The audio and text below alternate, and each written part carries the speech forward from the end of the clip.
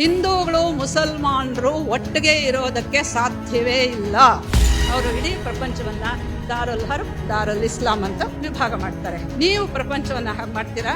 To convert the entire population to Islam is the aim, goal and sole purpose of Islam. ಹಿಂದೂಗಳನ್ನೆಲ್ಲ ಇಲ್ಲಿ ಕರ್ಕೊಂಡ್ ಬರ್ಬೇಕು, ಇಲ್ಲಿರುವಂತಹ ಮುಸಲ್ಮಾನರನ್ನೆಲ್ಲ ಅಲ್ಲಿ ಕಳಿಸ್ಬೇಕು ಅಂತ. ಆದ್ರೆ ಮಹಾತ್ಮಾಜಿ ಒಪ್ಲಿಲ್ಲ ಅಲ್ವೇ? ಅದಕ್ಕೆ ಅಂಬೇಡ್ಕರ್ ಹೇಳಿದ್ರು, I don't call him a Mahatma ಅಂದ್ಬಿಟ್ರು. ಅಂಬೇಡ್ಕರ್ ಪ್ರಸ್ತಾಪಿಸದೇ ಇರುವಂತಹ ನ್ಯಾಷನಲ್ ಇಶ್ಯೂನೇ ಇಲ್ಲ. ಈ ಪುಸ್ತಕವನ್ನು ಬರೆದಿರೋದು ನಾನು ಹಿಂದೂಗಳಿಗೋಸ್ಕರವಾಗಿ.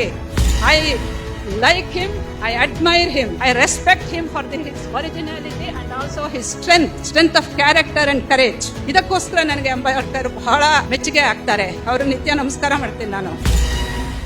ಅಂಬೇಡ್ಕರ್ ಪ್ರಸ್ತಾಪಿಸದೇ ಇರುವಂತಹ ನ್ಯಾಷನಲ್ ಇಶ್ಯೂನೇ ಇಲ್ಲ. ಬೆಳಗ್ಗೆ ಫೈನಾನ್ಸ್ ಬಗ್ಗೆ ಮಾತಾಡಿದ್ರು, ನೀರಾವರಿ ಬಗ್ಗೆ ಮಾತಾಡಿದ್ರು, ರಾಷ್ಟ್ರೀಯ ವಿಚಾರಗಳ ಬಗ್ಗೆ ಮಾಡಿದ್ರು, ಅದರ ಜೊತೆಗೆ ಈ ಧಾರ್ಮಿಕ ವಿಚಾರಗಳು. ಬಹಳ ಅದ್ಭುತವಾದಂತಹ ಒಂದು ಮೈಂಡ್. ನಾನು ಅಂದ್ಕೊಳ್ಳೋದು ಹೀಗೆ, ಅಂಬೇಡ್ಕರ್ಗೆ ನಾನು 3 ಕ್ಯಾರೆಕ್ಟರಿಸ್ಟಿಕ್ಸ್, ಅವರ ಪರ್ಸನಾಲಿಟಿಗೆ 3 ಕ್ಯಾರೆಕ್ಟರಿಸ್ಟಿಕ್ಸು ಅದನ್ನು ಡಿಫೈನ್ ಮಾಡುತ್ತೆ ಅಂತ ಅಂದ್ಕೊಳ್ತೀನಿ.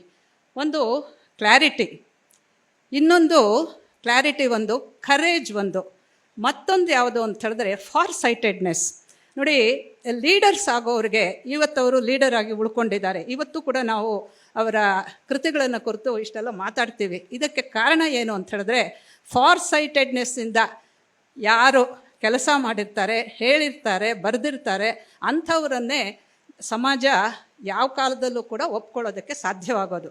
ಈ 3 ಕಾರಣಗಳಿಗೋಸ್ಕರವಾಗಿ ನಾನು ಅಂಬೇಡ್ಕರ್ ಅಧ್ಯಯನ ಮಾಡಿದ ಮೇಲೆ ಇದನ್ನು, ಈ ವಿಚಾರವನ್ನು ಪ್ರಸ್ತುತಪಡಿಸಬೇಕು ಅಂತ ಅಂದ್ಕೊಂಡೆ. ಒಂದೇನು ಹೇಳಿದೆ, ಕ್ಲಾರಿಟಿ, ಮತ್ತೊಂದು ಕರೇಜ್, ಇನ್ನೊಂದು ಫಾರ್ ಸೈಟೆಡ್ನೆಸ್. ಕರೇಜ್ ಅಂತ ಮೊದಲು ಹೇಳಿಬಿಡ್ತೀನಿ. ಕ್ಲಾರಿಟಿ ಆಫ್ ಕೋರ್ಸ್ ಅವರು ತುಂಬ ಸ್ಪಷ್ಟವಾಗಿ ಬರೆದಿಟ್ಬಿಟ್ಟಿದ್ದಾರೆ.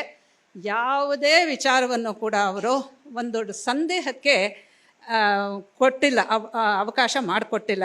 ಈಗಾಗಲೇ ಹಿಂದಿನ ಈ ಮಾತುಕತೆಗಳಲ್ಲಿ ಬಂತು, ಒಂದೇ ಒಂದು ಪುಸ್ತಕ ಓದಿದ್ರೆ ನಿಮ್ಗೆ ಸಂದೇಹ ಬರ್ಬೋದು. ಅವರ ಸಮಗ್ರ ಜೀವನವನ್ನು, ಸಮಗ್ರ ಗ್ರಂಥಗಳನ್ನು ಅಧ್ಯಯನ ಮಾಡಿದ್ರೆ ನಮಗೆ ಏನೇನು ಸಂದೇಹಗಳಿರುತ್ತೋ ಅದೆಲ್ಲ ತೀರುತ್ತೆ ಅಂತ. ಮತ್ತು ಯಾವುದೇ ಒಬ್ಬ ವ್ಯಕ್ತಿ ಇನ್ನೊಬ್ಬ ವ್ಯಕ್ತಿಯನ್ನು 100% ಒಪ್ಸೋದಕ್ಕೆ ಸಾಧ್ಯವೇ ಇಲ್ಲ. ಅಷ್ಟರ ಮಟ್ಟಿಗೆ ನಿಮಗೆ ವ್ಯತ್ಯಾಸಗಳು ಉಳ್ಕೋಬೋದು. ಅದು ಬಿಟ್ಟರೆ, ಅಂದರೆ ಅಪಲಾಪಗಳು ಉಳ್ಕೋಬೋದು. ಅಷ್ಟು ಬಿಟ್ಟರೆ he has been very clear. Both Gandhi, ಅವತ್ತಿನ ಕಾಲದಲ್ಲಿ ಬರೆದವರೆಲ್ಲರೂ ಕೂಡ ಬರೆದಿಟ್ಟಿದ್ದಾರೆ. ಅಂದರೆ leaders and so called leaders ಎಲ್ಲರೂ ಕೂಡ ಬರೆದಿಟ್ಟಿದ್ದಾರೆ. ಹಾಗಾಗಿ ನಮಗೆ ಯಾವ ವಿಧವಾದಂಥ ಸಂದೇಹನೂ ಇರಬಾರ್ದು. ಯಾಕೆಂದರೆ you can go back to the written work, black and ವೈಟಲ್ಲಿ ಬರೆದಿಟ್ಟಿರೋದ್ರಿಂದ ಅದನ್ನು ಹೋಗಿ ನೋಡ್ಕೋಬೋದು. ಈಗ ಕ್ಲಾರಿಟಿ ಅನ್ನೋದು ವೆರಿ ಕ್ಲಿಯರ್, ಅದನ್ನು ಹೆಚ್ಚಿಗೆ ವ್ಯಾಖ್ಯಾನ ಮಾಡಬೇಕಾಗಿಲ್ಲ. ನಾನು ಕರೇಜ್ ಅಂತ ಒಂದು ಸ್ಪೆಷಲ್ ಗುಣನ ಅವ್ರು ಹೇಳ್ತೀನಿ. ಯಾಕೆ ಅಂತ ಹೇಳಿದ್ರೆ, ಅಂಬೇಡ್ಕರ್ ಪುಸ್ತಕ ಬರೆದ್ರು. ಈಗ ಅದನ್ನೇ ಹೇಳಿದ್ರು, ಇಸ್ಲಾಂ ಪ್ರೀತಿ ಅವ್ರಿಗೆ ಎಷ್ಟಿದೆ ಅನ್ನೋದ್ರ ಬಗ್ಗೆ ನಾನು ಮಾತಾಡ್ತೀನಿ ಅಂತ. ಇವ್ರದ್ದು ಥಾಟ್ಸ್ ಆನ್ ಪಾಕಿಸ್ತಾನ ಎಲ್ಲರಿಗೂ ಗೊತ್ತಿರೋ ಅಂಥದ್ದು. ಆಗಲೇ ಹರೀಶ್ ಅವರು ಹೇಳಿದ್ರು, ಅದರಲ್ಲಿ ಏನು ಕ್ಲಾರಿಫೈ ಮಾಡಿ ಹೇಳಿದ್ದಾರೆ ಅದು ಜನಕ್ಕೆ ಗೊತ್ತಾಗಬಾರ್ದು ಅಂತ ಇಷ್ಟು ದಪ್ಪ ಪುಸ್ತಕದ ಪಕ್ಕದಲ್ಲಿ ಅದನ್ನು ಮಾಡಿದ್ದಾರೆ. ಅದನ್ನು ಎತ್ಕೊಳ್ಳೋಕೆ ಕೂಡ ಯಾರೂ ಹೋಗೋದಿಲ್ಲ. ಅಂದರೆ ಅದರಲ್ಲಿರೋವಂಥ ವಿಚಾರಗಳು ಈ ದೇಶಕ್ಕೆ, ಈ ರಾಷ್ಟ್ರದ ಮುನ್ನಡೆಗೆ, ಈ ಜನಾಂಗಕ್ಕೆ ಎಷ್ಟು ಬೇಕಾಗಿದೆ ಅನ್ನೋದನ್ನು ಮರೆಮಾಚೋದಕ್ಕೋಸ್ಕರವಾಗಿ ಅದೊಂದು ದೊಡ್ಡ ಪುಸ್ತಕದ ಪಕ್ಕದಲ್ಲಿ ಹಾಕಿಟ್ಟಿದ್ದಾರೆ. ಅದನ್ನು ಓದೋಕ್ಕೆ ಯಾರೂ ಹೋಗೋದೇ ಇಲ್ಲ. ಅದಕ್ಕೆ ನಾನು ಆ ಪುಸ್ತಕ ನೋಡಿಬಿಟ್ಟು ಬಿಟ್ಬಿಟ್ಟು, ನನಗೆ ಒರಿಜಿನಲ್ ಸಿಗಲಿಲ್ಲ.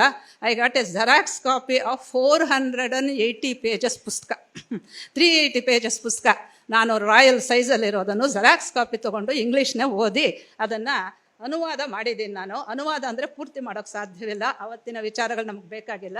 ಇದು ಹಿಂದೂಗಳಿಗೆ ಹಿಂದೂಸ್ತಾನ, ಮುಸಲ್ಮಾನರಿಗೆ ಪಾಕಿಸ್ತಾನ ಅಂತ ಅಂಬೇಡ್ಕರ್ ಯಾಕೆ ಹೇಳಿದ್ರು ಅನ್ನೋ ಶೀರ್ಷಿಕೆಯನ್ನು ಕೊಟ್ಟು ಅಂಬೇಡ್ಕರ್ ಹೇಳಿದ್ದನ್ನೇ ನಾನಿಲ್ಲಿ ಹೇಳಿದ್ದೀನಿ. ಇದು ಭಾವಾನುವಾದ ಅಂತ ಬೆಳಗ್ಗೆ ಅವ್ರು ಹೇಳಿದ್ರು.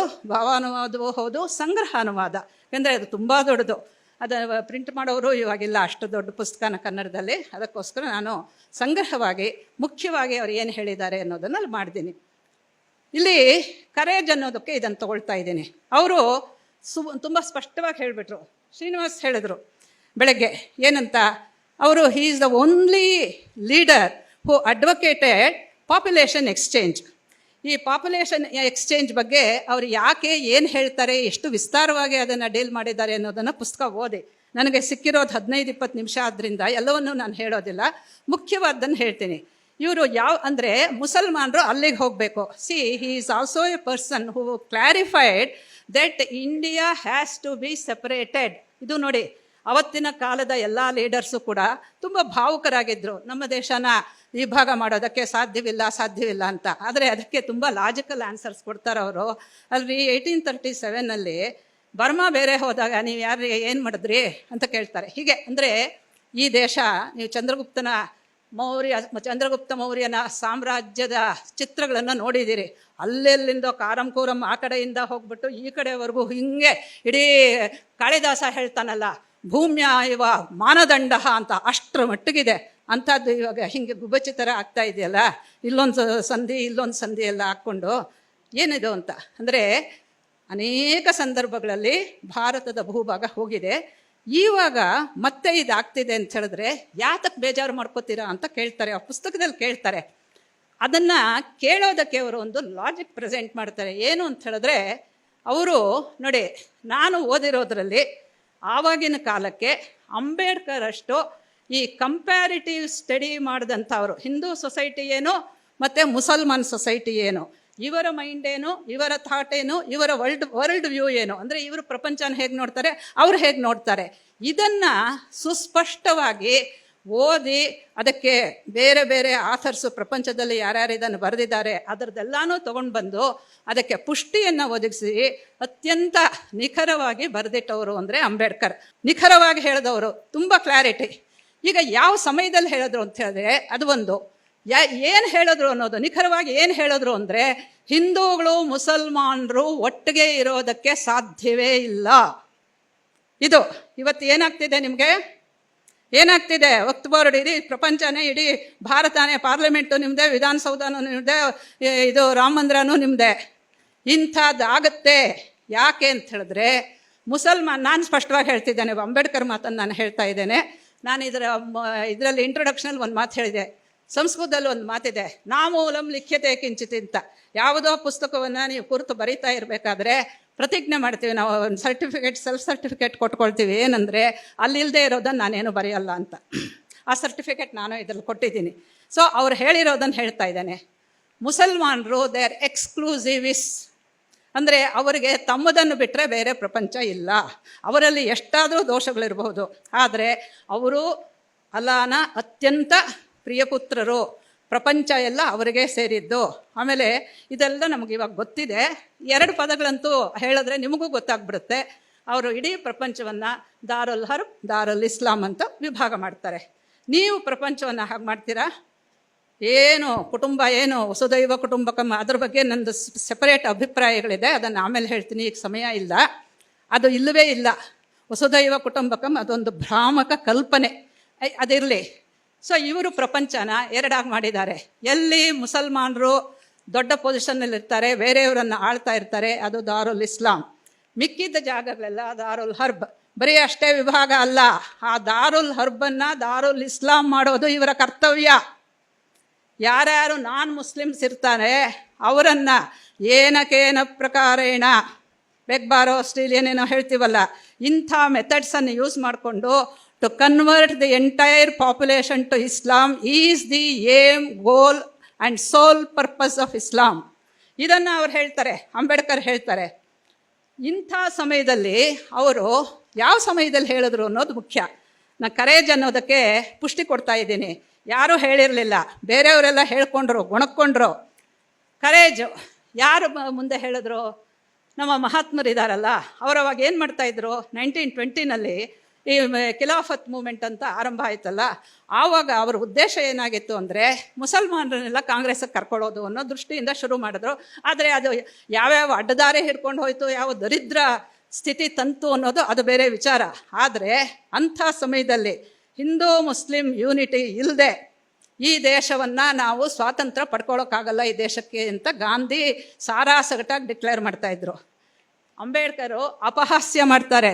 This man says I will give you independence in 6 months. ಹೀಗೆ ಮಹಾತ್ಮಾಜಿ ಹೇಗೆ ಕೊಟ್ಬಿಡ್ತೀರಾ ನೀವು ಅಂತ ಕೇಳಿದ್ರೆ, if Hindus and Muslims unite, ಗಗನ ಕುಸುಮ ತೊಗೊಂಬಂದು ಕೊಟ್ಟರೆ ನಿಮಗೆ ಬಹುಮಾನ ಕೊಡ್ತೀನಿ ಅಂತ. ಹಾಗೆ ಹಿಂದೂ ಮುಸ್ಲಿಮ್ ಯುನೈಟ್ ಆಗ್ತಾರೇನ್ರಿ? ಖಂಡಿತ ಸಾಧ್ಯವಿಲ್ಲ. ಇಂಥ ಗಾಂಧಿ ವಿಚಾರದಲ್ಲಿ ಗಾಂಧಿ ಇನ್ನೂ ಅವ್ರ ಹಠ ಹೇಗಿತ್ತು ಅಂತ ಹೇಳಿದ್ರೆ ನಿಮಗೆಲ್ಲರಿಗೂ ಗೊತ್ತೇ ಇದೆ. ಇವತ್ತಿನ ದಿವಸ ಯಾರಿಗೆ ಒಂದು ಓಟೂ ಬಂದಿರಲಿಲ್ವೋ ಅಂಥವ್ರನ್ನ ದೇಶದ ಪ್ರಧಾನಿಯನ್ನಾಗಿ ನಾಮಿನೇಟ್ ಮಾಡಿದ್ರು. He is the dictator. ಅಂಥ ಡಿಕ್ಟೇಟರ್ನ ಎದುರಿಸಿದಂತಹ ಒಬ್ಬ ಇಂಟೆಲೆಕ್ಚುಯಲಿ ಸ್ಟ್ರಾಂಗ್ ಪರ್ಸನ್ ಅಂತ ಹೇಳಿದ್ರೆ Baba Saheb Ambedkar. I like him, I admire him, I respect him for his originality and also his strength of character and courage. ಇದಕ್ಕೋಸ್ಕರ ನನಗೆ ಅಂಬೇಡ್ಕರ್ ಬಹಳ ಮೆಚ್ಚುಗೆ ಆಗ್ತಾರೆ. ಅವ್ರಿಗೆ ನಿತ್ಯ ನಮಸ್ಕಾರ ಮಾಡ್ತೀನಿ ನಾನು, ದೇವರುಗಳ ಥರ. ಯಾಕೆ ಅಂತ ಹೇಳಿದ್ರೆ ಸತ್ಯವೇ ದೇವರು ರೀ. ಎಷ್ಟು ಅಸತ್ಯಗಳನ್ನು ನಮ್ಮ ಮುಂದೆ ತುಂಬಿ ತುಂಬಿ ತುಂಬಿ ನಾವು ಎಂಥ ಪ್ರಾಣಿಗಳು ರೀ, ಈ ರೀತಿ ಇದ್ದೀವ ಅಂತ ನಮಗನ್ಸುತ್ತೆ. ಆದರೆ ಸಾಮಾನ್ಯ ಜನರು they can't lead themselves, they need A leader. ದೊಡ್ಡವರು ಬೇರೆ ಯಾರೋ ಒಬ್ರು ಇರ್ತಾರೆ ಮೇಲೆ ಇರೋರು, ಅವರು ಸರಿಯಾದ ದಾರಿಯನ್ನು ತೋರಿಸ್ಬೇಕು. ಇಲ್ಲಿ ಅಪಮಾರ್ಗಕ್ಕೆ ಎಳ್ಕೊಂಡು ಹೋದಂಥವ್ರು ಒಬ್ಬರಾದರೆ ಇರೋ ವಿಚಾರಗಳನ್ನು ಸ್ಪಷ್ಟವಾಗಿ ಹೇಳಿದವರು ಬಾಬಾ ಸಾಹೇಬರು. ಅದಕ್ಕೋಸ್ಕರನೇ ಅವರನ್ನು ನಾನು ಕರೇಜಿಯಸ್ ಪರ್ಸನ್ ಅಂತ ಹೇಳ್ತೀನಿ. ಒಂದು ಕ್ಲಾರಿಟಿ, ಇನ್ನೊಂದು ಕರೇಜ್. ಇನ್ನೊಂದು ಏನು ಅಂತ ಹೇಳಿದ್ರೆ ಫಾರ್ ಸೈಟೆಡ್ ಅಂದರೆ ಗಾಂಧಿನ ಆ ಇದರಲ್ಲಿ ಸಂದರ್ಭದಲ್ಲಿ ಎದುರು ಹಾಕ್ಕೊಂಡು ಇರೋದನ್ನು ಹೇಳೋದಿದೆಯಲ್ಲ, ಅದು ತುಂಬ ದೊಡ್ಡ ವಿಷಯ. ಯಾಕೆಂದರೆ ಎಂಥವರು ಕೂಡ ಅವರ ವ್ಯಾಮೋಹಕ್ಕೆ ಬೀಳ್ತಾ ಇದ್ರು. ತುಂಬ ದೊಡ್ಡ ಒಂದು ವಲಯವನ್ನೇ ಸೃಷ್ಟಿ ಮಾಡಿಬಿಟ್ಟಿದ್ರು. ಅವರು ಏನು ಒಳ್ಳೇದು ಹೇಳೋದ್ರೋ ಅದನ್ನು ಬಿಟ್ಟು ಮಿಕ್ಕಿದೆಲ್ಲವನ್ನೂ ಮಾಡ್ತಾಯಿದ್ರು. ಆದರೆ ಅಂಬೇಡ್ಕರ್ ಮಾತ್ರ ಬಹಳ ಧೈರ್ಯದಿಂದ ಫ್ಯಾಕ್ಚುಯಲ್ ಆಗಿ ಅದನ್ನು ಅಪೋಸ್ ಮಾಡ್ತಾಯಿದ್ರು. ಯಾಕೆ ಅಂತ ಹೇಳಿದ್ರೆ ಅವ್ರು ಒಂದು ಕಡೆ ಹೇಳ್ತಾರೆ, ಯಾವುದೇ ವ್ಯಕ್ತಿಗಿಂತ ದೇಶ ಮುಖ್ಯ ಅಂತ ಹೇಳ್ತಾರೆ. ಗಾಂಧಿ ಮಾತನ್ನು ಇವತ್ತು ನಾವು ಕೇಳೋದಲ್ಲ, ಈ ದೇಶದ ಭವಿಷ್ಯ ಏನಾಗುತ್ತೆ ಅಂತ. ಇವತ್ತು ನೋಡಿ, ಈ ಪುಸ್ತಕದಲ್ಲಿ ಇದನ್ನು ಕೆಲವು ಹೇಳಿದ್ರೆ ಅವರು ಏನು ಹೇಳಿದ್ರು ಅನ್ನೋದನ್ನು ಎಷ್ಟು ಸ್ಪಷ್ಟವಾಗಿ ಫಾರ್ ಸೈಟೆಡ್ನೆಸ್ ಅಂದರೆ ಭವಿಷ್ಯವನ್ನು ಅವರು ಓದಿದ್ರು ಅಂತ ಅರ್ಥವಾಗುತ್ತೆ. ಇವತ್ತೇನು ನಡೀತಾ ಇದೆ ನಮಗೆಲ್ಲರಿಗೂ ಗೊತ್ತಿದೆ ಅಲ್ವಾ? ಕೇರಳದಲ್ಲಿ ಏನು ನಡೀತಾ ಇದೆ? They have A separate army, ನಿಮಗೆ ಗೊತ್ತಿರಬಹುದು. ಬೇರೆ ಗೌರ್ಮೆಂಟೇ ಮಾಡ್ತಾ ಇದ್ದಾರೆ. ಇಲ್ಲಿ ಬಂಗಾಳದಲ್ಲಿ ಏನಾಗ್ತಿದೆ, ಕಾಶ್ಮೀರಲ್ಲಿ ಏನು ಆಯಿತು, ಇವತ್ತು ತುಂಬ ದೊಡ್ಡ ಸ್ಟಡಿಗಳಾಗಿದೆ. Demography is destiny, this is the mantra. ಇಡೀ ಪ್ರಪಂಚದಲ್ಲಿ ಅವರು ಎಲ್ಲರೂ ಹೇಳ್ತಾ ಇರೋದೊಂದೇ, ಇನ್ನು 20 ವರ್ಷದಲ್ಲಿ we are going to overtake the globe ಅಂತಿದ್ದಾರೆ. ಅಂದರೆ ಅವ್ರಿಗೆ ಎಷ್ಟು ಘಮಂಡತನ ಇರಬೇಕು ಅವರ ಮನಸ್ಸಿನಲ್ಲಿ. ಇದನ್ನು ಬಾಬಾ ಸಾಹೇಬರು ಆವತ್ತಿನ ದಿವಸನೇ ಕಂಡಿಡ್ಕೊಂಡು ಸ್ಪಷ್ಟವಾಗಿ ಹೇಳಿದ್ರು, you cannot compete with these people, therefore separate the country and don't be a minority in a Muslim majority country ಅಂತ ಹೇಳ್ತಾರೆ. ಅದಕ್ಕೇನು ಮಾಡಬೇಕು? ಅಲ್ಲಿರೋವಂತಹ ಹಿಂದೂಗಳನ್ನೆಲ್ಲ ಇಲ್ಲಿ ಕರ್ಕೊಂಬರ್ಬೇಕು, ಇಲ್ಲಿರೋ ಅಂತಹ ಮುಸಲ್ಮಾನರನ್ನೆಲ್ಲ ಅಲ್ಲಿಗೆ ಕಳಿಸ್ಬೇಕು ಅಂತ. ಆದರೆ ಮಹಾತ್ಮಾಜಿ ಒಪ್ಪಲಿಲ್ಲ ಅಲ್ವೇ? ಅದಕ್ಕೆ ಅಂಬೇಡ್ಕರ್ ಹೇಳಿದ್ರು, I don't call him a Mahatma ಅಂದ್ಬಿಟ್ರು. ಒಪ್ಪಲಿಲ್ಲ ಅಲ್ಲ ರೀ, ಹೀಗೆ ಮಾಡೋದಾ? ಇವತ್ತಿನ ದಿವಸ ನಮಗೇನಾಗಿದೆ ಅಂದರೆ, great people make great mistakes. 1947 when we got independence, that was a golden opportunity to get rid of this Islamic menace. ಆಯ್ತಾ ಏನಾದರೂ? ಖಂಡಿತ ಇಲ್ಲ. ಇದ್ರ ಬಗ್ಗೆ ತುಂಬ ಜನಕ್ಕೆ ಅರಿವಿತ್ತು. ಲಜಪತ್ ರಾಯರು, ಬಿಪಿನ್ ಚಂದ್ರಪಾಲ್ರು, ಸ್ವತಃ ಕವಿಗಳು ನಮ್ಮ ರವೀಂದ್ರನಾಥ್ ಟ್ಯಾಗೋರ್, ಇವರೆಲ್ಲ 1920 ಆ ಮೋಪ್ಲಾ ಗಲಾಟೆಗಳಾದಾಗ ಏನು ಅಮಾನುಷವಾದಂತಹ ಕೊಲೆಗಳು ನಡೆದು ಹೋಗುತ್ತಲ್ಲ, ಅದ್ರ ಬಗ್ಗೆ ರಿಪೋರ್ಟ್ಸ್ ಓದಿ ಥರ ನಡುಗು ಹೋಗ್ತಾರೆ. ಅಯ್ಯೋ ಗಾಂಧೀಜಿ, ನೀವು ಏನು ಅವರನ್ನು ಬ್ರದರ್ಸು ಅಂತ ಹೇಳ್ತಿದ್ದೀರಲ್ಲ, ಹೀಗೆ ಮಾಡ್ತಾರೆ, ವೈ ಡೋಂಟ್ ಯು ಕಂಡೆಮ್ ಅಂತ ಹೇಳ್ತಾರೆ. ಈ ಮನುಷ್ಯ ಕಂಡೆಮೇ ಮಾಡೋದಿಲ್ಲ. ಅದಷ್ಟೇ ಅಲ್ಲದೆ ಇವತ್ತು ಯಾರೋ ಒಬ್ಬರು ಬ್ರದರ್ಸು ಅಂತಾರಲ್ಲ, ನಮ್ಮ ಕನಕಪುರದವರು, ಅವ್ರಿಗೆ ಪಾಠ ಹೇಳ್ಕೊಟ್ಟವ್ರು ಇವರೇ. ಯಾಕೆ ಗೊತ್ತಾ? ಸ್ವಾಮಿ ಶ್ರದ್ಧಾನಂದರನ್ನು ಕೊಲೆ ಮಾಡಿದಂತಹ ಅಬ್ದುಲ್ ರಶೀದ್, ಅವನ ಬಗ್ಗೆ ಇವ್ರ ಸ್ಟೇಟ್ಮೆಂಟ್ ಇದೆ. ಏನಂತ ಹೇಳಿದ್ರೆ, ನೋಡಿ, ಪಾಠ ಹೇಳ್ಕೊಡ್ದೆ ಯಾರ್ದು ಕಲಿಯೋಲ್ಲ, ಪೆದ್ರಂತೂ ಕಲಿಯೋದ. ಪಾಠ ಹೇಳ್ಕೊಟ್ರೂ ಕಷ್ಟ. ಅವ್ರು ಹೇಳ್ತಾರೆ, I consider him my brother, he has acted according to his faith ಅಂತಾರೆ. ಯಾರನ್ನ? Abdul Rashid. Who is this person who murdered Swami Shraddhananda. ಯಾಕೆ ಮರ್ಡರ್ ಮಾಡಿದ್ರು ಗೊತ್ತಾ ನಿಮಗೆ? ಅವಾಗೊಂದು ಇದು ದಲಿತರನ್ನೆಲ್ಲ ಕನ್ವರ್ಟ್ ಮಾಡ್ತಾ ಇರ್ತಾರೆ ಮುಸ್ಲಿಮ್ಸು. ಅದಕ್ಕೆ ಇವರೇನು ಮಾಡ್ತಾರೆ, ಆರ್ಯ ಸಮಾಜದ ಲೀಡರು ಇವತ್ತು ಯಾವುದು ಪಾಕಿಸ್ತಾನ ಭಾಗಗಳಾಗಿದೆ, ಪಂಜಾಬು ಸೇರಿದಂತೆ, ಇದರಲ್ಲೆಲ್ಲ ತುಂಬ ಇನ್ಫ್ಲೂಯೆನ್ಷಿಯಲ್, ಅತ್ಯಂತ ಒಳ್ಳೆಯ ಪ್ರಭಾವ ಇಟ್ಕೊಂಡಿದ್ದವರು ಅಂದರೆ ಆರ್ಯ ಸಮಾಜದವರು. ನಿಮಗೆಲ್ಲ ಗೊತ್ತಿರಬಹುದು, ಭಗತ್ ಸಿಂಗ್ ಅವರ ತಂದೆ ತಾತ ಎಲ್ಲರೂ ಕೂಡ ಮಹಾ ಆರ್ಯ ಸಮಾಜಿಗಳು, ದೇಶಭಕ್ತರು, ದೇಶಕ್ಕೋಸ್ಕರವಾಗಿ ಎಲ್ಲವನ್ನೂ ತ್ಯಾಗ ಮಾಡುವಂತಹ ಮಹಾ ವಿರಕ್ತ ಭಾವದವರು. ದೇಶಭಕ್ತಿ ವಿರಕ್ತಿ ಎರಡೂ ಕೂಡ ಸೇರ್ಕೊಂಡಿದ್ದಂತಹ ಮಹಾನುಭಾವರು. ಆ ಸ್ವಾಮಿ ಶ್ರದ್ಧಾನಂದರು 6 ಅಡಿ ಉದ್ದ, ಏನು ಆ ಮನುಷ್ಯನ ನೋಡಿದ್ರೆ ಆ ಭೀಮಾನು ಶ್ರೀಕೃಷ್ಣನು ಎರಡು ಒಂದಾಗಿ ಬಂದಿರುವಂತಹ ಒಂದು ಮಹಾ personality. When he was not well and he was sleeping, ಸ್ವಾಮಿಗಳನ್ನ ನೋಡಬೇಕು ಅಂತ ಇವನು ಬರ್ತಾನೆ, ಸ್ವಲ್ಪ ನೀರು ಬೇಕು ಅಂತ ಕೇಳ್ತಾನೆ, ಅವ್ರ ಒಳಗೆ ಹೋಗಿ ಬರೋ ಅಷ್ಟೊತ್ತಿಗೆ ಇವನು ಕೊಂದು ಬಿಡ್ತಾನೆ. ಇಂಥ ಸಂದರ್ಭದಲ್ಲಿ ಓದ್ಬೇಕು ನಾವೆಲ್ಲ. ಇಂಥ ಸಂದರ್ಭದಲ್ಲಿ he will not condemn that Abdul Rashid my brother ಅಂತ ಹೇಳ್ತಾರೆ. ಇವರು ಅಷ್ಟೇ ಮೋಪ್ಲಾ ಕೊಲೆಗಳು ಮಾಡಿದ್ರಲ್ಲ, ಆ ಕೊಲೆಗಳು ಹೇಗೆ ಮಾಡಿದ್ರು ಅನ್ನೋದನ್ನು ಆ್ಯನಿ ಬೆಸೆಂಟ್ ಬರೀತಾರೆ. ಆ್ಯನಿ ಬೆಸೆಂಟ್ ಸಿಕ್ಕಾಪಟ್ಟೆ ಕಂಡೆಮ್ ಮಾಡ್ತಾರೆ ಗಾಂಧೀಜಿನ. Gandhiji, what is the meaning of your ahimsa ಹೀಗೆಲ್ಲ ಕೇಳ್ತಾರೆ. ಇಷ್ಟಿಷ್ಟುದ್ದ ಆ ಮಹಾರಾಣಿ ಟ್ರಾವೆಂಕೋರ್ ಮಹಾರಾಣಿ ಹತ್ರ ಬರೆಸ್ತಾರೆ ಲೆಟರು. ಏನಾದರೂ ಅದು ನಿಲ್ಲೋದಿಲ್ಲ. ಸುಮಾರು 10-15 ಸಾವಿರ ಜನನ ಅತ್ಯಂತ ಬರ್ಬರವಾಗಿ, ಇಲ್ಲಿ ಹೇಗೆ ಕಾಶ್ಮೀರದಲ್ಲಿ ನಡೀತೋ ಆ ರೀತಿ, ಅದು ಏನು ಸಾಮಾನ್ಯ ಜನರು, ಏನೂ ಗೊತ್ತಿಲ್ಲ ಅವ್ರಿಗೆ, ಎಲ್ಲ ಇಟ್ಕೊಂಡಿರ್ತಾರೆ, ಕತ್ತಿ ಗುರಾಣಿ ಎಲ್ಲ ಇಟ್ಕೊಂಡಿರ್ತಾರೆ ಅವ್ರ ಮಸೀದಿಗಳಲ್ಲಿ. ಈಚೆಗೆ ಬಂದ್ಬಿಡ್ತು ಎಲ್ಲನೂ. ಸೊ ಇವರೇನು ಹೇಳ್ತಾರೆ ಅಂತ ಹೇಳಿದ್ರೆ, ಈ ಮನುಷ್ಯ ಇದನ್ನು ಬಿಡೋದಿಲ್ಲ ಅಂತ ಹೇಳಿ ಅವ್ರಿಗೆ ವಿಚಿತ್ರವಾದಂತಹ ಒಂದು ಟಾಂಗ್ ಕೊಡ್ತಾರೆ. ಆದರೆ ಅವ್ರಿಗೆ ಅದು ಸೇರೋದೇ ಇಲ್ಲ. ಸೊ ಹಿಂದೂ ಮುಸ್ಲಿಂ ಒಂದಾಗೋಕ್ಕೆ ಸಾಧ್ಯವಿಲ್ಲ ಅನ್ನೋದಕ್ಕೋಸ್ಕರವಾಗಿ ಈ ಪುಸ್ತಕನ ಓದಬೇಕು ನೀವು. 2 ಚಾಪ್ಟರ್ಸ್ ಇದೆ ಇದರಲ್ಲಿ. This is divided into 4 chapters, ದೊಡ್ಡ ಭಾಗಗಳು, 4 parts, and each part has got 4 chapters. ಅದರಲ್ಲಿ ಒಂದು, he gives the history of Islam in India. Mohammad bin Qasim ಯಾವಾಗ ರಾಜ ದಾಹಿರ ಸಿಂಧನ ಆಕ್ರಮಣ ಮಾಡ್ದ, ಅಲ್ಲಿಂದ ಹಿಡಿದು ಟಿಪ್ಪು ಸುಲ್ತಾನ್ವರೆಗೂ ನಡೆದಿದ್ದು ಏನೇನೋ, ಆಮೇಲೂ ಕೂಡ ನಡೆದಿದ್ದು ಏನೇನು ಅಂತ ಪೂರ್ತಿ ಹೇಳ್ತಾರೆ. Did they come to India singing a song of welfare, goodness, friendship ಅಂತ ಕೇಳ್ತಾರೆ. ಏನಕ್ಕರಿ ಬಂದಿದ್ದವರು? ನಿಮ್ಮನ್ನು ಏನು ಮಾಡಿದ್ರು? ಬಂದು ನಿಮ್ಮನ್ನು ಹೊಡೆದ್ರು, ಬಡಿದ್ರು, ನಿಮ್ಮ ದೇವಾಲಯ ನಾಶ ಮಾಡಿದ್ರು, ನಿಮ್ಮನ್ನು ಕನ್ವರ್ಟ್ ಮಾಡಿದ್ರು, ನಿಮ್ಮ ಹೆಂಗಸರನ್ನು ಅಪಹಾರ ಮಾಡಿದ್ರು, ಅವರನ್ನು ಗುಲಾಮರನ್ನಾಗಿ ಮಾಡಿಕೊಂಡು 2 ಕಾಸಿಗೆ ಮಾರಿದ್ರು. ಹಿಂದೂ ಕುಶ್ ಹೆಸರು ಕೊಟ್ಟಿದ್ದಾರೆ ಅವರು.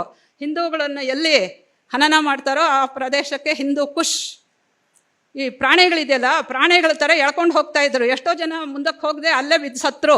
Same thing Tipu Sultan did for the Christians of Mangaluru area. ಆಯಿತಾ? ಇಷ್ಟು ಮಾಡಿರೋ ಇದು ಒಂದು ಚಾಪ್ಟರ್ ಕೊಡ್ತಾರೆ. ನಾನು ಅದರ ಡೀಟೇಲ್ಸ್ ಹೇಳೋಕ್ಕೆ ಹೋಗೋದಿಲ್ಲ, ಮುಖ್ಯವಾದ 2-3 ಪಾಯಿಂಟ್ ಮಾತ್ರ ಹೇಳ್ತೀನಿ. ಇದೊಂದು. ಇನ್ನೊಂದು ಏನು ಅಂತ ಹೇಳಿದ್ರೆ, ಇನ್ನೊಂದರಲ್ಲಿ ಇವರು ಇಸ್ಲಾಂ ಆವಾಗ ಮಾಡಿದ್ದು 1920. ಈ ಪುಸ್ತಕ ಬಂದಿದ್ದು ಇಸ್ಲಾಂ ಪುಸ್ತಕ ಬಂದಿದ್ದು ಥಾಟ್ಸ್ ಆನ್ ಪಾಕಿಸ್ತಾನ್ 1940ನಲ್ಲಿ. ಅವ್ರೇನು ಮಾಡ್ತಾರೆ ಅಂದರೆ 20ಇಂದ ಹಿಡಿದು 40ವರೆಗೂ ಅವರು ಬರೆಯೋದಕ್ಕೆ ಮೊದಲು ಎಲ್ಲೆಲ್ಲ ಏನೇನು ದಂಗೆಗಳಾಗಿದೆ ದೇಶದಲ್ಲಿ ಅಂತ, ಬರೀ 20ಇಂದ 40 ಅಂದರೆ 20 ಇಯರ್ಸು. ಆ 20 ಇಯರ್ಸಲ್ಲಿ ಏನೇನು ದಂಗೆಗಳಾಗಿದೆ, ಹೇಗಾಗಿದೆ, ಯಾತಕ್ಕಾಗಿದೆ, ಯಾರ್ಯಾರ್ದು ಆಸ್ತಿ ನಾಶ ಆಗಿದೆ ಇತ್ಯಾದಿಗಳೆಲ್ಲ ವಿವರಗಳನ್ನು ಕೊಡ್ತಾರೆ. ಇವರು RNP ಸಿಂಗ್ ಅಂತ ತುಂಬ ಒಳ್ಳೆ ಪುಸ್ತಕ ಬರೆದಿದ್ದಾರೆ, ರೈಟ್ಸ್ ಆ್ಯಂಡ್ ರಾಂಗ್ಸ್ ಅಂತ. ಅದನ್ನು ಓದಿದ್ರೆ ನೀವು 3 ದಿವಸ ಊಟ ಮಾಡಲ್ಲ. ಅಂಥ ಒಂದು ಅಮಾನುಷವಾದಂತಹ ಇದು. ನಾನು ಪಶು ಅಂತ ಹೇಳೋದು ಬಿಟ್ಟಿದ್ದೀನಿ, ಯಾಕೆಂದರೆ ಪಶುಗಳು ಆ ರೀತಿ ಮಾಡಲ್ಲ. ತುಂಬ ಸಾಧು ಪ್ರಾಣಿಗಳು ರೀ, ಪಾಪ ಪಶುಗಳನ್ನೆಲ್ಲ ನಾವು ಅವಮಾನ ಪಡಿಸಬಾರ್ದು. ಅತ್ಯಂತ ಅಮಾನುಷವಾದಂತಹ ಘೋರ ಕ್ರೂರ ಕೃತಿಗಳನ್ನು ಮಾಡಿದ್ದಾರೆ ಅವರು. ಅದು ಹೇಗೆ, ಒಂದೇ ಒಂದು ಸಣ್ಣ ಉದಾಹರಣೆ ಹೇಳ್ತೀನಿ. ಅದಕ್ಕೆ ಇಷ್ಟೆಲ್ಲ ಹೇಳಿಬಿಟ್ಟು ಅವ್ರು ಹೇಳ್ತಾರೆ, ಇಂಥವ್ರ ಜೊತೆ ಇರಬೇಕಾ ನೀವು. ಆಮೇಲೆ ಸಮಯ ತೀರ ಕಮ್ಮಿ ಇರೋದ್ರಿಂದ ಸೂತ್ರ ರೂಪವಾಗಿ ಹೇಳ್ಬಿಡ್ತೀನಿ. ಅವ್ರು ಕೊನೆಯಲ್ಲಿ ಒಂದು ಮಾತು ಹೇಳ್ತಾರೆ, this book is meant mainly for Hindus ಅಂತ ಹೇಳ್ತಾರೆ. ಈ ಪುಸ್ತಕವನ್ನು ಬರೆದಿರೋದು ನಾನು ಹಿಂದೂಗಳಿಗೋಸ್ಕರವಾಗಿ. ಆ್ಯಂಡ್ ಮೋರ್ ಓವರ್ ಪಾರ್ಟಿಷನ್ ಆಗ್ತಾ ಇದೆ, ಹಾಗೇ ಆಗುತ್ತೆ. ನೀವು ಬಿಡ್ಬೋದು, ಅವರು ಬಿಡೋಲ್ಲ. ಗೊತ್ತಾಯಿದೆ ಅಲ್ವಾ ಮುಸ್ಲಿಂ ಲೀಗು ಏನು ಮಾಡುತ್ತೆ ಅಂತ. ತೊಗೊಂಡೇ ಹೋದರು ಅವರು, ಅಷ್ಟು ತೊಗೊಂಡು ಹೋಗ್ತಾರೆ ಅವರು. ಆಮೇಲೆ if at all you want any peace and prosperity for an independent nation, ಆವಾಗ ಸೆಪರೇಟ್ ಆಗಬೇಕು. ಪಾಪ್ಯುಲೇಷನ್ ಎಕ್ಸ್ಚೇಂಜ್ ಬಗ್ಗೆ ಅವರು ಒಂದು ಮಾತು ಹೇಳಿದ್ರು. ಪಾಪ್ಯುಲೇಷನ್ ಎಕ್ಸ್ಚೇಂಜ್ ಅನ್ನೋ ಒಂದು ಹಿಂದುಗಡೆ ಆಗಿತ್ತು. ಟರ್ಕಿ, ಗ್ರೀಸು ಇವೆಲ್ಲ ಸೇರ್ಕೊಂಡಿದ್ದಾಗ, ಅಲ್ಲಿ ಇಂಡಿಪೆಂಡೆಂಟ್ ಆದಾಗ ಅದು ನಡೀತು. ಅದನ್ನು ಇಲ್ಲಿ ಮಾಡಬೇಕು ಅಂತ ಅವಾಗೊಂದು ಅವರೇ ಒಂದು ಪ್ರಶ್ನೆ ಹಾಕ್ಕೊಳ್ತಾರೆ, ತುಂಬ ಲಾಜಿಕಲ್ ಪ್ರೆಸೆಂಟೇಷನ್. ಅದಕ್ಕೆ ನಾನು ಕ್ಲಾರಿಟಿ ಅಂತ ಹೇಳಿದ್ದು. ವಾಟ್ ಈಸ್ ದಿ ಗ್ಯಾರಂಟಿ, ಹೇಗೆ ಮಾಡೋದು? ಸಿ, ಟರ್ಕಿನು ಗ್ರೀಸು ಅವೆಲ್ಲ ಇಷ್ಟಿಷ್ಟಾಗಲ ಜಾಗಗಳು. What about India which is so vast? ಅದಕ್ಕೆ ಅವ್ರು ಹೇಳ್ತಾರೆ, if people plan it properly it is possible ಅಂತ ಹೇಳ್ತಾರೆ. ಏನು ಇವತ್ತೇ ಮಾಡಿಬಿಡ್ಬೇಕು ಅಂತ ಹೇಳ್ತಿದ್ದೀವಾ? ಮಾಡಿರಿ, ಎರಡು ವರ್ಷ ತಗೊಳ್ಳಿ, ಪ್ಲ್ಯಾನ್ ಇಟ್ ಪ್ರಾಪರ್ಲಿ, ಎಲ್ಲರನ್ನೂ ಅಲ್ಲಿ ಕಳಿಸಿ ಉಳಿದವರನ್ನು ಇಲ್ಲಿ ಇಟ್ಕೊಳ್ಳಿ ಹಿಂದೂಗಳಿಂದ. ಇವತ್ತೇನಾಗಿದೆ, ಮಾಡಿದ್ರಾ? ಇಲ್ಲ.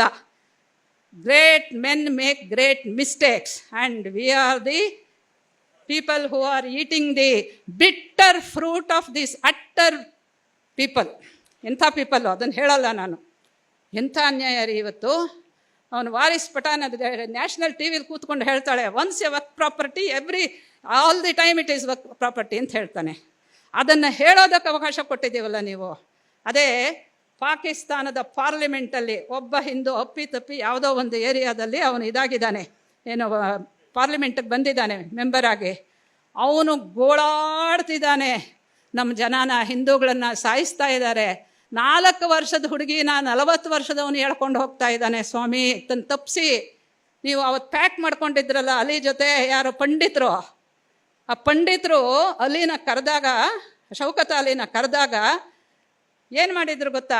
ಸಾವರ್ಕರ್ನ ಸೆರೆಯಲ್ಲಿಟ್ರು ರೀ. ನಾನು ಅದಕ್ಕೆ ಒಂದು ಮಾತು ಹೇಳ್ತೀನಿ, ಎಲ್ಲರೂ ತಿಳ್ಕೊಳ್ಳಿ. ನಮ್ಮಲ್ಲಿ ಸಂಸ್ಕೃತದಲ್ಲಿ ಒಂದು ಸುಭಾಷಿತ ಇದೆ, ಏನಂತ ಹೇಳಿದ್ರೆ ಪೂಜ್ಯ ವ್ಯತಿಕ್ರಮ ಅಂತ. ನೀವು ಯಾರನ್ನು ಗೌರವಿಸಬೇಕು, ಯಾರನ್ನು ಶ್ರದ್ಧೆಯಿಂದ ನೋಡಬೇಕು, ಯಾರಲ್ಲಿ ನಂಬಿಕೆ ಇಡಬೇಕು, ಅಂಥವರನ್ನು ನೀವು ಕೆಟ್ಟದಾಗಿ ನಡೆಸ್ಕೊಂಡ್ರೆ, ಕೆಟ್ಟದಾಗಿ ಅವರಿಗೆ ಟ್ರೀಟ್ ಮಾಡಿದ್ರೆ ನಿಮಗೆ ಅಶ್ರೇಯಸ್ಸು, ನಿಮಗೆ ಒಳ್ಳೆಯದಾಗಲ್ಲ ಅಂತ ಕನ್ನಡದಲ್ಲಿ ಅರ್ಥ. ಇಲ್ಲಿ ಪೂಜಾ ವ್ಯತಿಕ್ರಮ ಆಗಿದೆ. 3 ಜನರನ್ನು ಕಾಂಗ್ರೆಸ್ ಪಾರ್ಟಿ, ನಾನು ಓಪನ್ ಆಗಿ ಹೇಳ್ತೀನಿ, ನಾನೇನು ಆ ಪಾರ್ಟಿ ಅಂತ ಸುತ್ತಿ ಏನು ಹೊಡೆಯೋಕ್ಕೆ ಹೋಗಲ್ಲ, ನನಗೆ ಕೈ ಇದೆ, ನೇರವಾಗಿ ಹೇಳ್ತೀನಿ, ಬಾಯಿದೆ. Congress party it very badly treated 3 eminent intellectual heroes of this country. Subhash Chandra Bose 2ನೇ ಸತಿ ಪ್ರೆಸಿಡೆಂಟ್ ಆದಾಗ, ಕಾಂಗ್ರೆಸ್ ಪ್ರೆಸಿಡೆಂಟ್ ಆದಾಗ ಅವರು ಮುಂದುವರಿಯೋಕೆ ಬಿಡದೇ ಇಲ್ಲ. ಯಾರು ಬಿಡದೇ ಇಲ್ಲ? ಗಾಂಧೀಜಿ. 2ನೇವರು ಡಾಕ್ಟರ್ ಬಾಬಾ ಸಾಹೇಬ್ ಅಂಬೇಡ್ಕರ್. 3ನೇವರು ವೀರ್ ಸಾವರ್ಕರ್. ಅಲ್ಲ ರೀ, 1950ನಲ್ಲಿ ಫ್ಯಾಕ್ಟನ್ನು ಅಂದರೆ ಮುಸಲ್ಮಾನರನ್ನು, ಹಿಂದೂಗಳನ್ನು, ಮೈನಾರಿಟೀಸನ್ನು ಹೇಗೆ ಟ್ರೀಟ್ ಮಾಡಬೇಕು ಅನ್ನೋದನ್ನು ಇವರು ಮಾತಾಡ್ಕೊಳ್ಳೋದಕ್ಕೆ ಒಳಗೊಳಗೆ ಸಾವರ್ಕರ್ನ ಒಳಗಿಡ್ತಾರೆ. ಏನು ಮಾಡಿಬಿಡ್ತಾರೆ ಸಾವರ್ಕರು? ಆಮೇಲೆ ಹೇಗೆ ಬಿಂಬಿಸಿದ್ದಾರೆ ಸಾವರ್ಕರು, ಅಂಥವರು ಇಂಥವರು, 2 ನೇಷನ್ ಥಿಯರಿ ಅಂತ. ಅದ್ರ ಬಗ್ಗೆ ಸಮಯ ಇದ್ದರೆ ಒಂದು ಮಾತು ಹೇಳ್ತೀನಿ ಆಮೇಲೆ.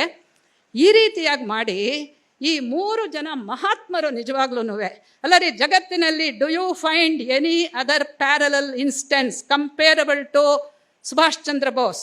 ಯಾರಾದರೂ ಒಬ್ಬ ತನ್ನ ದೇಶದ ಗಡಿಯನ್ನು ದಾಟಿ ಹೋಗಿ ಇತರರ ಸಹಾಯವನ್ನು ತಗೊಂಡು ದೇಶವನ್ನು ಆರ್ಮಿಯನ್ನು ಕಟ್ಟಿ ಮತ್ತೆ ದೇಶಕ್ಕೆ ಬಂದು ಒಂದಷ್ಟು ಜಾಗವನ್ನು ಹಿಡ್ಕೊಂಡು ಐಎನ್ಎ ಅಂತ ಒಂದು ಉದಾಹರಣೆ ಪ್ರಪಂಚದಲ್ಲಿ ಎಲ್ಲಾದರೂ ಇದೆಯಾ? ಖಂಡಿತ ಇಲ್ಲ. ಅಂಥ ವ್ಯಕ್ತಿನ ಏನು ಮಾಡಿದ್ರಿ ನೀವು? ಬದುಕೋಕೆ ಬಿಡಲಿಲ್ವಲ್ಲ. ಅವ್ರ ಬಗ್ಗೆ ಪಟೇಲ್ರು ಏನೋ ಒಂದು ಇದು ಮಾಡಿಸಿದ್ರಂತೆ ಸಿನಿಮಾ, ಅದನ್ನು ಮೊಮ್ಮಗಳು ಸುಟ್ಟಾಕ್ಸಿದ್ಲು ಇಂದಿರಾ ಗಾಂಧಿ. ಯಾವ್ಯಾವ ರೀತಿ ಕಾಡ್ಬೋದೋ ಹಾಗೆ. ಈ ಮೊಹಮ್ಮದ್ ಅಲಿ, ಶೌಕತ್ ಅಲಿಗಳನ್ನು ನೋಡಿದ ತಕ್ಷಣ ಗಾಂಧೀಜಿಗೆ ಲವ್ ಅಟ್ ಫಸ್ಟ್ ಸೈಟ್ ಅಂತೆ. ಅದಕ್ಕೋಸ್ಕರನೇ ಅಲ್ಲಿ ಇದು ಮಾಡಿದ್ದು. ಇಂಥ ಅಕ್ರಮಗಳು ನಡೆದು ಹೋಗಿದೆ ರೀ ನಮ್ಮ ದೇಶದಲ್ಲಿ. ಓದಿದ್ರೆ ಏನು ಮಾಡಬೇಕು ಅಂತ ಗೊತ್ತಾಗಲ್ಲ, ಏನೂ ಮಾಡೋಕ್ಕಾಗ್ತಾ ಇಲ್ಲ ಇವಾಗ. ಇವತ್ತು ನೋಡಿ ನಮ್ಮ ಕರ್ನಾಟಕದಲ್ಲಿ ಏನು ನಡೀತಾ ಇದೆ, ಗಣೇಶನ ಉತ್ಸವ ಹೋದರೆ ಗಣೇಶನ್ನೇ ತೊಳಗಾಕ್ತಾರೆ. ನಾವೆಲ್ಲ ಸುಮ್ಮನೆ ಇದ್ದೀವಿ. ಯಾರು ಅಂದರೆ ಈ ದೇಶ ಇರೋದು ಮುಸಲ್ಮಾನರಿಗೋಸ್ಕರವಾಗಿ, ಹಿಂದೂಗಳು ಕೆಲಸ ಮಾಡಬೇಕಾಗಿರೋದು ಮುಸಲ್ಮಾನರಿಗೋಸ್ಕರವಾಗಿ. ಈ ದೇಶವನ್ನು ನೀವೆಲ್ಲ ಸಮೃದ್ಧ ಮಾಡಿ ಅವ್ರಿಗೆ ಕೊಟ್ಟು ನೀವು ಹಾಳಾಗಿ ಹೋಗಿ, ಇಷ್ಟೇ ಹೇಳ್ತಾ ಇದ್ದಾನಲ್ಲ. ಬೇಟಿಗಳು, ನಿಮ್ಮ ಬೆಹನ್ನುಗಳು ಎಲ್ಲರನ್ನೂ ಬಿಟ್ಟು ಹಾಳಾಗಿ ಹೋಗಿ ಅಂತ ಓಪನ್ ಆಗಿ ಸ್ಟೇಟ್ಮೆಂಟ್ಸ್ ಕೊಡ್ತಾ ಇದ್ದಾರೆ. ಯಾರಾದರೂ ಒಂದು government, including the central government, ಅವರನ್ನು ಒಳಗಾಕಿದ್ಯಾ? ಏನಕ್ಕೆ ಈ ನಪುಂಸಕತ್ವ? ಏನಕ್ಕೆ ಈ ದೌರ್ಬಲ್ಯ? ಅಲ್ಲಿಂದ ಬಂದಿದೆ. ನೀವು ಇದಕ್ಕೆ ಬಂದಾಗ, ಯಾವುದಕ್ಕೆ, ಇಂಡಿಪೆಂಡೆನ್ಸ್ ಡೇಗೆ ಬಂದಾಗ ಎಲ್ಲಿ ಹೋಗ್ಬಿಟ್ಟು ಬರ್ತೀರಿ? ಅಲ್ಲಿ ಹೋಗಿ ನಮಸ್ಕಾರ ಮಾಡಿಬಿಟ್ಟು ಬರ್ತೀರಲ್ವಾ? ಗಣರಾಜ್ಯೋತ್ಸವ ದಿವಸ ಅಲ್ಲಿ ಹೋಗಿ ನಮಸ್ಕಾರ ಮಾಡ್ತಿರಲ್ವಾ? ಅಲ್ಲಿಂದ ಇಲ್ಲಿ ಪ್ರಪಂಚದ ಲೀಡರ್ಸ್ ಎಲ್ಲ ಬಂದರೆ ಎಲ್ಲಿ ನಮಸ್ಕಾರ ಮಾಡಿಸ್ತೀರಾ? ಅಲ್ಲಿ ಏನು ಅವರು ಮಾಡಿದ್ದಿದ್ದು. ಸೊ ನೀವು ಪೂಜಾ ವ್ಯತಿಕ್ರಮ ಮಾಡ್ತಾ ಇದ್ದೀರಾ. ಯಾವುದು ಮಾಡಬಾರ್ದೋ ಅದನ್ನು ಮಾಡ್ತಾ ಇದ್ದೀರಾ, ಯಾವುದು ಮಾಡಬೇಕೋ ಅದನ್ನು ಬಿಡ್ತಾ ಇದ್ದೀರಾ.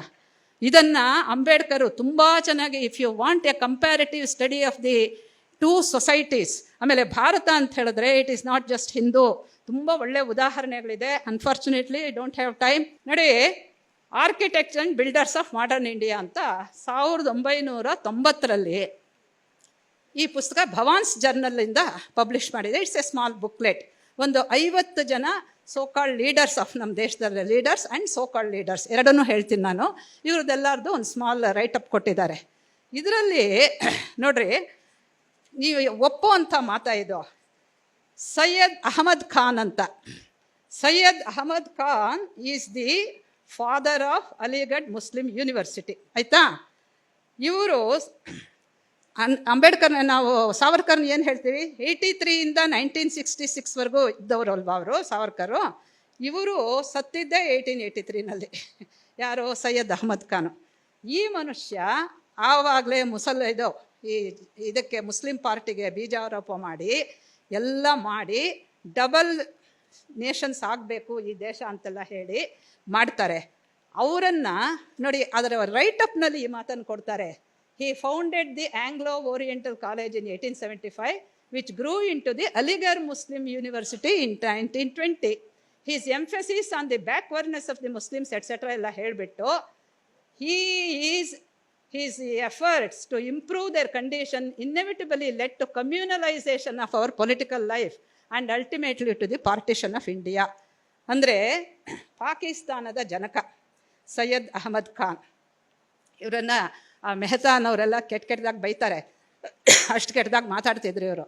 ಇವರನ್ನು ತಗೊಂಡು ಹೋಗ್ಬಿಟ್ಟು ನಮ್ಮ ಭಾರತೀಯ ವಿದ್ಯಾಭವನದವರು architects and builders of modern India ಅಂತ ಹೇಳ್ತಾರಲ್ಲ, ಏನ್ರಿ ಮಾಡೋಣ?